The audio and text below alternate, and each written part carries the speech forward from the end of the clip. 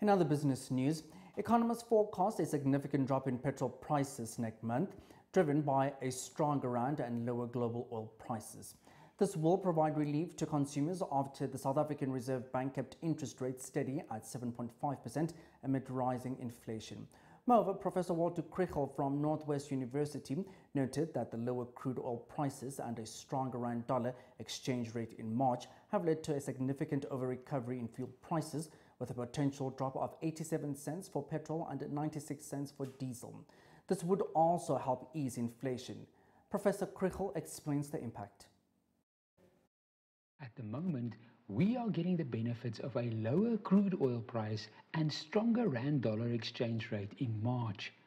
According to Friday's numbers from the Central Energy Fund, there is a significant over-recovery of around 87 cents for 95-octane petrol and 96 cents for 0.005 diesel. This means that if things stay the same, we're on track for a sizable fuel price cut next month. This will create a bit of room in households' budgets at a time when we are bracing for an Eskom tariff hike and a 0.5 percentage point VAT rate increase.